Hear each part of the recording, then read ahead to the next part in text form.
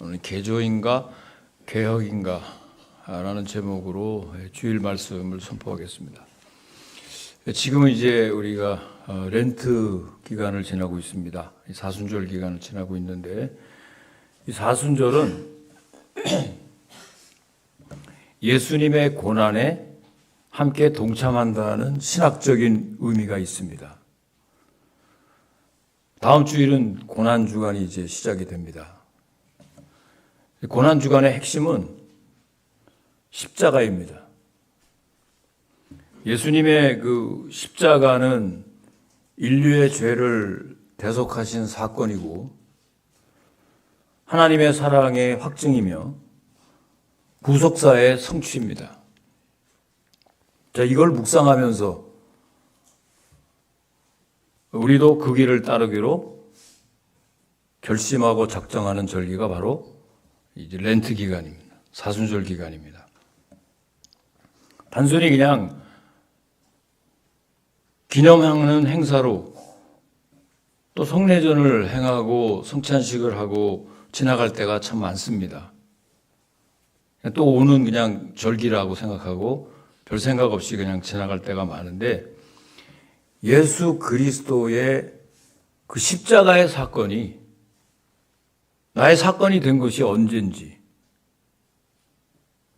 또 무슨 상관이 있는지 점검해야 하는 것이 바로 사순절 기간입니다. 아멘이십니까, 여러분? 그 예수 그리스도의 십자가의 사건이 여러분의 사건이 된 지 오래된 사람들이 많이 있을 것입니다. 신앙의 연륜이 많으면 많을수록 오히려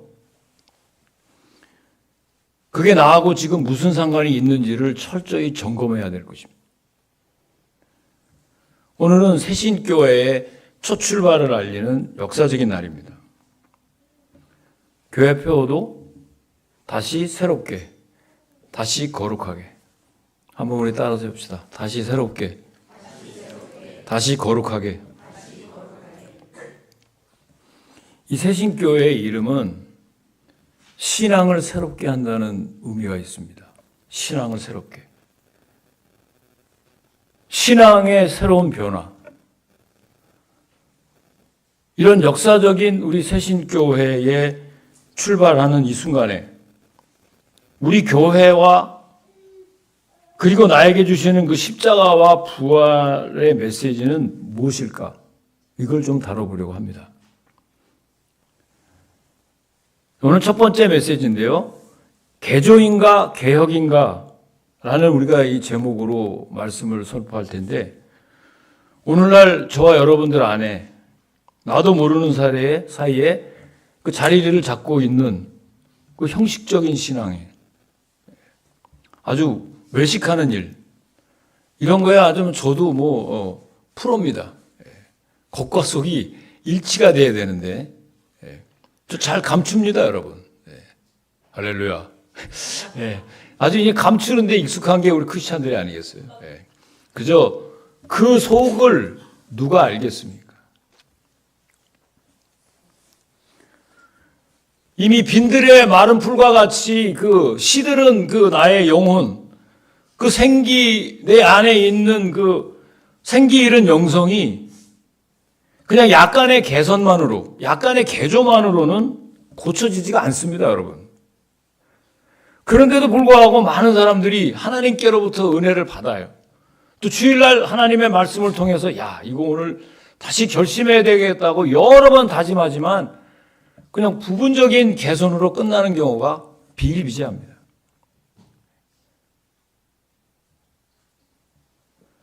완전히 근본을 뒤집는 그 포메이션이 완전히 리포메이션이 개혁이 되어야 되는.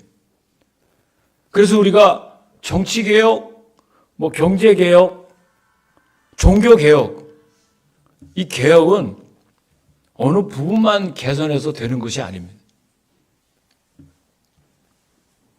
근본적으로 뒤집어야, 다시 새롭게 돼야 변화가 가능한 것입니다.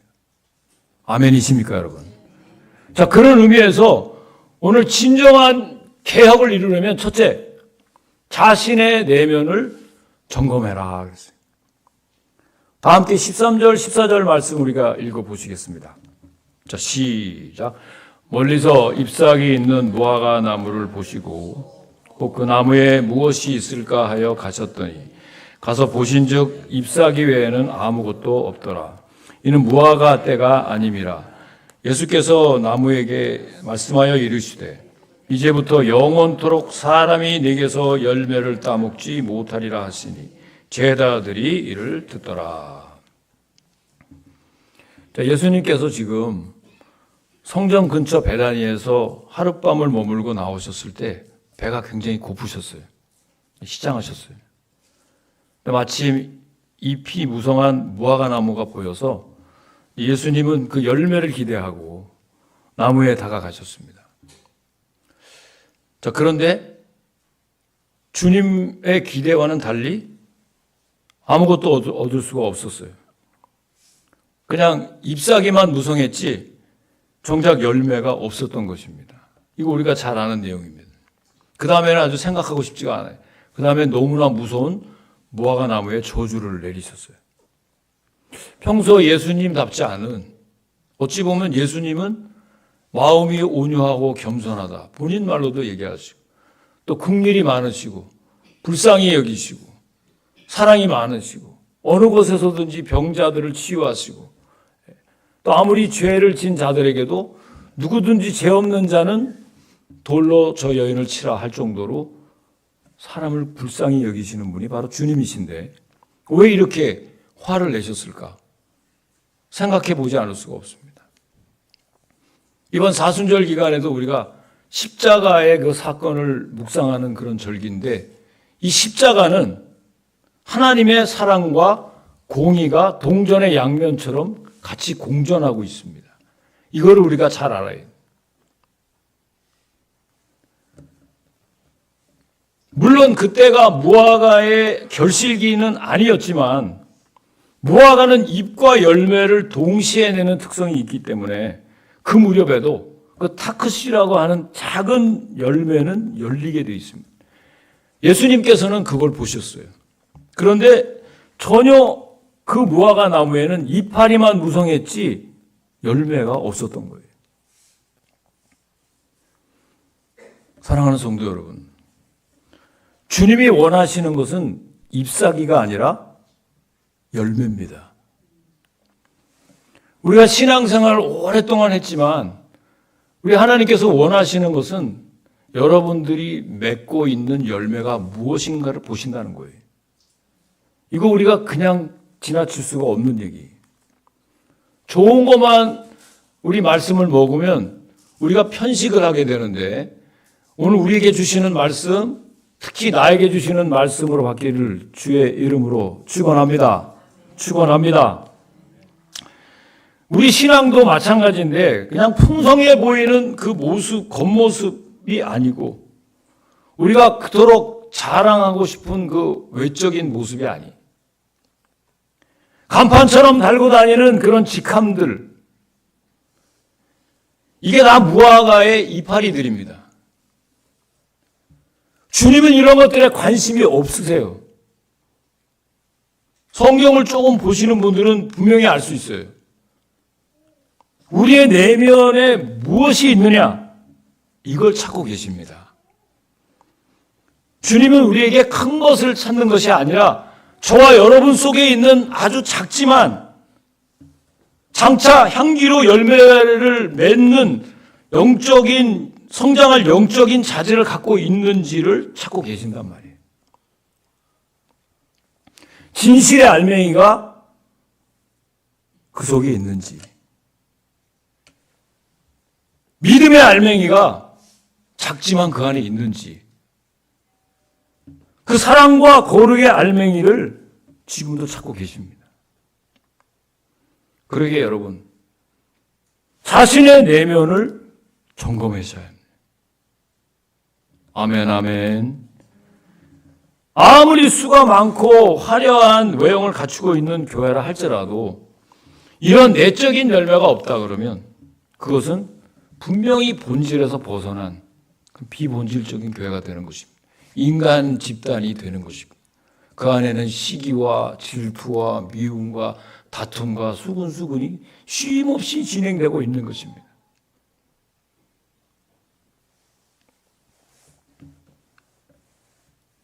그 내적인 열매가 없다고 하면 그것은 본질에서 벗어난 교회로 주님께 분명히 책망받을 것이고, 주님은 여전히 배가 고프시고 시장하시는 거예요. 경건의 모양은 있는데 경건의 능력은 부인하는 자니까 그들에게서 돌아서라 그랬어요. 이 무화과나무의 저주 사건은 당시 부패하고 생명력을 잃은 유대 종교를 상징하지만 이거 오늘 우리에게도 적용하는 말씀입니다. 뿌리채 뽑지 않으면 새롭게 될 수가 없기 때문에 그렇게 의로운 분노를 표출하신 것입니다. 그렇습니다, 여러분. 형식주의로 생기를 잃어버린 저와 여러분들의 그 영성은 약간의 개선만으로 고쳐지지 않습니다. 자, 우리 한번 옆에 분 얘기합시다. 확실히 개혁합시다. 적당히 개선해서는 안 되는 거예요. 개조해갖고 안 되는 거예요. 완전히 근본을 뒤집는 개혁 변화, 이거 없이는 안 되는 거예요. 제가 우리 집에서 파킹을 할 때 보니까 잔디가 좀 있고 이렇게 보면 잡초가 있는데, 와, 난 전 그런 거 잘 모르는데, 여기 우리 교회도 우리 정 집사님 나와 계시는데 농장을 하셨던 분이 우리 교회에서도 이렇게 나오는 잡초를 얼마나 잘 제거하는지. 그런데 이 잡초가 다들 본인들 집 갖고 계신 분들은 뭐 아실 거예요. 자세히 보지 않으면 저는 잘 모르겠더라고요. 예. 잔디인지 잡초인지 지금도 몰라요, 하라 그러면. 근데 그대로 방치해 두니까 이게 장난이 아니더라고요. 얼마나 순식간에 자라는지. 이 잡초는 잔디밭이 잡초밭이 되는 것은 뭐 시간 문제입니다. 우리가 받은 은혜가 얼마나 크고 귀한데 하나님이 그 많은 사람 가운데 우리를 픽업하셔서 교사로, 목사로, 전도사로, 평신도로, 일꾼으로 우리를 콜링하셨는데 우리 안에 무엇으로 가득 채웠는지 어느덧 잡초가 무성해서 우리의 그 영성이 형편없는, 정말 하나님이 쓰실 수 없는 그런 상태가 현재 아닌지 돌아봐야 된다는 거예요. 내 내면을. 절대로 영적 성장이 있을 수 없는 게 여러분이 내면이 질서가 없기 때문에. 나도 모르는 사이에 내 마음에 더럽혀지고 잡초가 무성한 황무지 같은 모습이 돼버렸단 말이에요. 벌써 already, 이미 벌써. 이게 실제 내 영혼의 실상입니다. 무질서한 자신의 내면을 점검해야 됩니다. 이게 사순절 기간이 우리가 고난주간을 맞이할 때 다른 사람이 아니에요. 철저히 나에게 적용하고 내 내면에 정말 이거 진짜 버리지 않으면 하나님과 깊은 교제와 사귐이 있을 수 없다는 거 오늘 말씀을 통해서 깨닫기를 주의 이름으로 축원합니다. 축원합니다. 이거 안 되면 우리 영적 성장이 없어요. 그냥 오래된 신자면 신앙생활을 오래 했고 뭐 모태 신앙이고, 저도 이제는 뭐 웬만큼 이제 신앙생활을 오래 했기 때문에 완전히 아까 서두에도 말씀드렸지만 감추는데 다 선수들이. 이게 감추는 데는 선수지만 주님은 경홀히 여김을 받지 않고 우리의 중심을 보시는 분이십니다. 아멘이십니까? 주님 앞에 우리는 거짓말할 수 없잖아요. 두 번째, 진정한 변화, 진정한 개혁이 있으려면 여러분 안에 있는 것들을 내쫓을 것을 내쫓아야 합니다.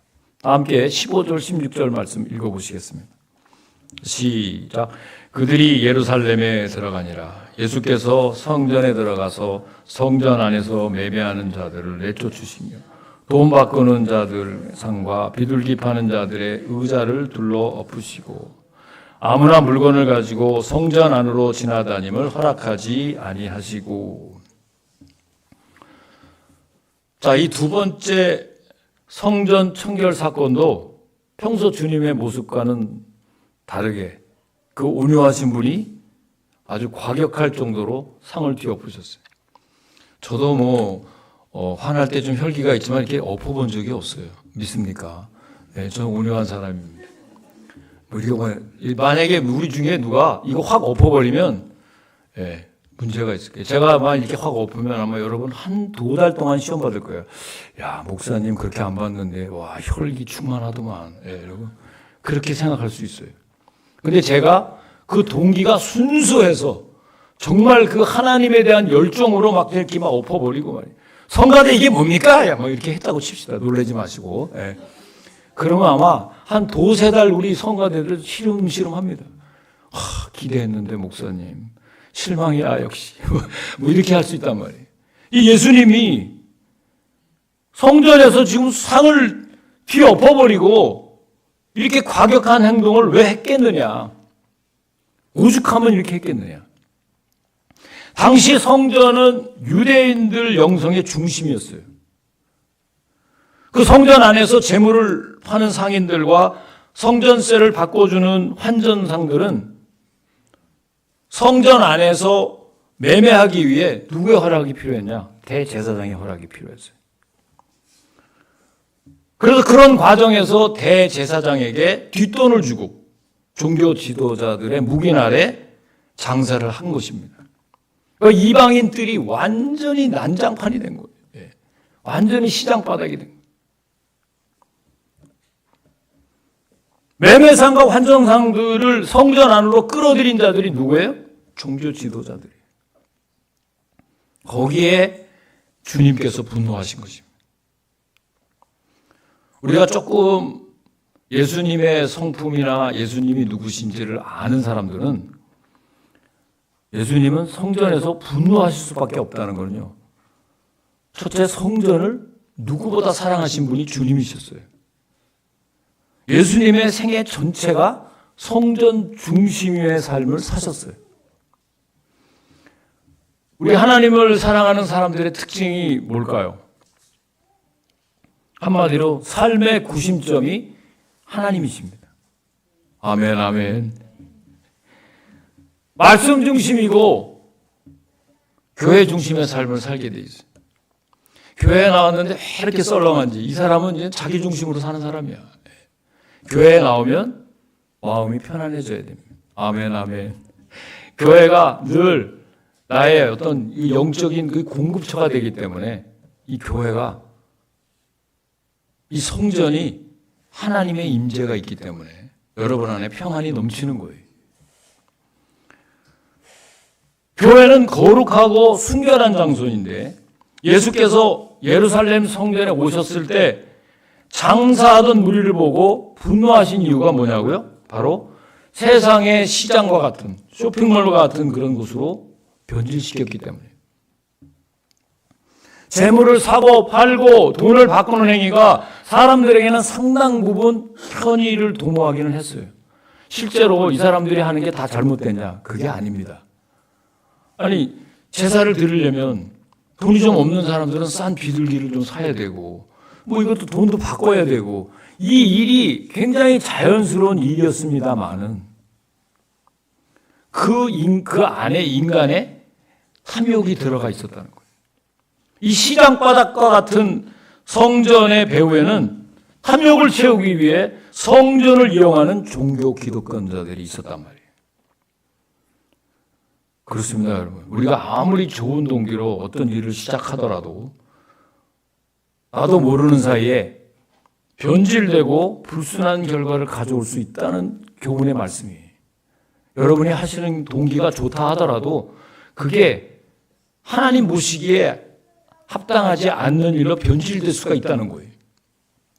보세요. 저는 저희 교회가 저는 여러분에게 기도를 부탁합니다.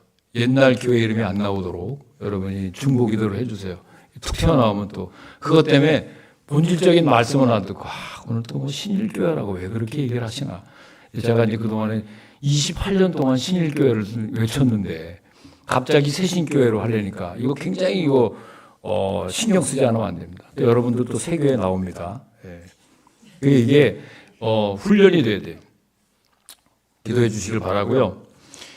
제가 예전에 저희 교회에서 한때 이제 코비 전에 우리 교회가 맥시멈으로 막 부흥이 될 때, 이 교회가 부흥이 되면 근데 이상한 사람들이 교회에 오더라고요.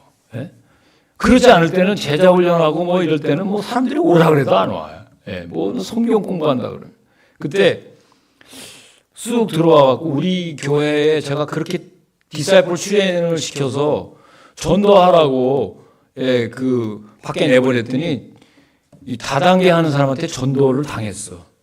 그래가지고 그 사람을 데리고 와서 신나고 목사님, 내가 전도해 갖고 왔대. 근데 그분들이 오는 게 이렇게 순수하게 잘 들어와서 그래도 교회에서 이렇게 열매를 맺는구나 하고 제가 기뻐서 이제 그분들을 잘 이제 섬기고 이렇게 했는데 한 몇 주 지나고 이제 한 달, 두 달 지나고 난 다음에 우리 제자 훈련하는 시간에 사람들이 이렇게 많이 빠져나갔어요. 왜 그러지? 내가 그렇게 훈련을 잘하고 그래도 이 가르치는 데는 그래도 내놓으라 하는 그래도 실력이 있는데 왜 이렇게 빠져나가지? 그런 적이 없는데 물어보니까 세미나에 다 참석하러 갔대. 그 사람들한테 전도를 당해가지고 그 중요한 시간에 그 세미나로 좀 기가 막히더라고. 우리 안에 세속적인 가치관으로 가득 차 있으면 별의별 일들이 다 생기는 거예요. 하나님의 교회,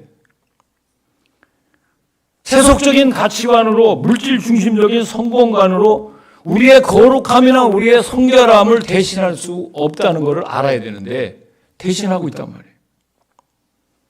이런 것들을 내쫓지 않으면 진정한 심령의 개혁이 일어날 수 없다는 거예요. 사랑하는 성도 여러분, 성전은 하나님이 임재하는 곳입니다. 아멘, 아멘. 예배하는 곳입니다. 그렇기 때문에 그런 마음 가운데 나도 모르게 그냥 일주일 내내 세상에서 살면서 당연히 우리가 이 세속적인 세상에서 열심히 일하고 살아야 되는 건 너무나 정상적인 일입니다만 여러분의 마음에 그런 것들이 중심을 잡지 않도록 내쫓으시길, 버릴 것을 버리기를 다시 한번 주님의 이름으로 간절히 부탁을 드립니다. 자, 세 번째, 채울 것으로 채워야 합니다. 다 함께 17절 말씀 읽어보시겠습니다. 시작. 이에 가르쳐 이르시되 기록된 바 내 집은 만민이 기도하는 집이라 칭함을 받으리라 하지 아니하였느냐. 너희는 강도의 소굴을 만들었도다 하시매. 자, 세 번째로 우리가 진심으로 본질을 회복하려면, 진정한 개혁을 내 안에서 이루려면 채울 것으로 채워야 합니다. 너무나 중요한 말씀인데요. 예수님은 지금 이 말씀, 성전의 본래 용도가 무엇인지를 이사야서를 인용해서 지금 가르치셨어요. 성전은 뭐라고요? 만민이 기도하는 집이다 그랬어요. 근데 어째서 성전 이방인의 뜰 안에 장사치들로 가득 채웠으니까 주님이 어찌 진노하지 않을 수가 있겠었느냐. 여기서 예수님이 기대하시는 것을 분명히 드러납니다.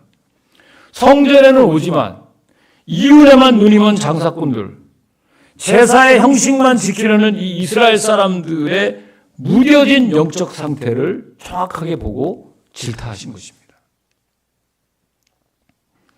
가난하고 깨어있는 심령으로 하나님께 기도하는 것이 하나님을 기쁘시게 하는 일이고 하나님 앞에 우리가 드리는 산 제물이 되는 것인데 성전이 세워진 목적임을 이스라엘 백성들이 알아야 할 텐데 그것을 모르고 지금 난장판을 만들어 놓은 것입니다. 오늘날 저와 여러분에게도 우리 주님께서는 동일한 것을 기대하십니다. 하나님의 자녀들은 성령께서 거하시는 성전입니다. 여러분 마음이 다 하나님께서 거하시는 성전입니다. 그래서 우리가 세속적 가치관에서 성결하게 우리를 지키는 것은 기도의 자리에서 하나님과 만나는 시간을 가질 때만 가능합니다. 아멘. 예. 그래서 말씀과 기도를 강조하는 것입니다. 그래서 주님은 시험에 들지 않게 깨어 기도하라고 우리에게 말씀하셨잖아요. 깨어 기도하지 않으면 그럼 시험에 든다는 얘기입니다. 여러 가지 여러분 우리가 시험 가운데 있는 분들이 계세요. 한번 그 시험에서 벗어나지 못해. 항상 그 마음이 심란해요. 하나님을 믿는다고 하면서도 실제로 아까도 말씀드렸지만 안과 박이 서로 다른 두 얼굴을 가지고 두 마음을 품고 살아가는 것이 오늘 우리들의 현실이 아닌가 생각해 보면서요. 다시 기도로 채우고 성령과 비전으로 채워야 우리 교회가 바로 설 수 있습니다. 저는 진정한 개혁을 이루는 역사적인 우리 새신교회 출발해서 하나님이 기뻐하실 것으로 바른 것으로 가득 차는 새신교회가 되길 주의 이름으로 축원합니다. 축원합니다. 바라기는 우리 새신교회가 세상의 소리가 아닌 하나님의 말씀으로 가득 차는 교회가 되길 원합니다. 주의 이름으로 우리가 간절히 기도할 때 세상 능력이 아닌 성령의 능력이 우리 새신교회에 임하고 원망과 불평이 아닌 기도의 소리로 가득 차지고 우리의 욕심이 아닌 하나님의 비전으로 가득 찰 때 우리 교회가 하나님의 영광에 이끌려가는 하나님 마음에 합한 교회가 될 줄로 믿습니다. 그런 새신교회 새 출발에 없는 이런 역사적인 날에 여러분들의 그 무질서한 내면을 이번 사순절 기간에 좀 철저히 돌아보시고 정말 내 안에서 버려야 될 것들을 좀 과감하게 버리셔서 여러분 안에 다시 말씀과 기도로 채우셔서 정말 작지만 하나님께서 힘이 있는 우리 새신교회로 쓰실 줄로 믿고 계속해서 앞을 향해서 정도를 향해서 걸어가시기를 주님의 이름으로 간절히 축원을 드립니다. 기도하시겠습니다. 고마우신 아버지 하나님 은혜 감사를 드립니다. 진정한 개혁을 우리가 원합니다만 여전히 내 안에 무질서한 것들이 너무 많아서 우리 안에 내적 열매를 찾고 계신 주님 앞에 참으로 부끄러움을 고백하지 않을 수 없습니다. 아직까지도 세속적인 가치관으로 내 마음 가운데 가득 차 있고 물질 중심적인 성공관으로 가득 차 있어서 하나님이 들어올 구멍이 하나님이 들어올 그런 여유가 아무것도 없는 것을 우리가 고백하지 않을 수가 없습니다. 다시 주님 기뻐하실 것으로 채워주셔서 이제는 말씀과 기도의 사람이 되게 하시고 말씀과 기도의 일꾼이 되게 하시고 무엇보다도 주의 종에게 말씀과 기도로 충만하게 임하게 하여 주시옵소서. 그래야 우리 교회가 하나님의 영광에 이끌려가는 칭찬받는 아름다운 교회가 될 줄로 믿습니다. 감사드리며 예수님의 이름으로 기도하옵나이다. 아멘. 준비하신 헌금을 우리 앞으로 올리는 시간을 갖겠습니다.